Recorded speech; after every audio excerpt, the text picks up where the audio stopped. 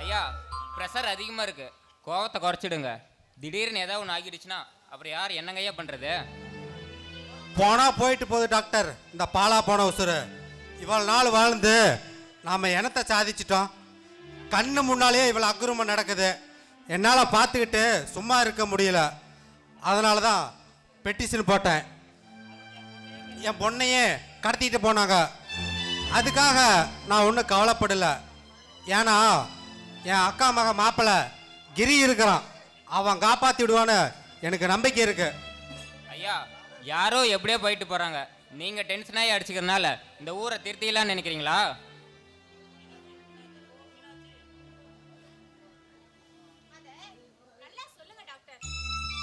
என்னமோ இவர்தான் இந்த ஊரையே கட்டி காப்பாத்த போறவர் மாதிரி எல்லா பிரச்சனையும் தனக்குள்ளே இழுத்து போட்டுக்கிறாரு.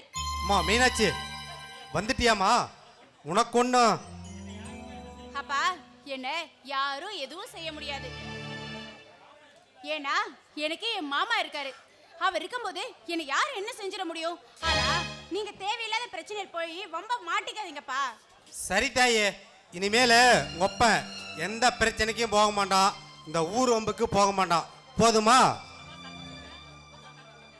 ஆமா, தங்கச்சி எங்கப்பா? அவ காலேஜுக்கு போனவதாம்மா, இன்னும் காணா. இந்த பொண்ணாலதாம்மா நமக்கு பிரச்சனையே. சரி மீனாட்சி, நான் கடை வீதி வரைக்கும் டாக்டரோட போயிட்டு மாத்திரை வாங்கிட்டு வந்துடுறேன். சரிங்கப்பா, பத்திரமா போயிட்டு வாங்க. டாக்டர் போகலாம். டாக்டர் போலாங்க. போயிட்டு வாங்கப்பா.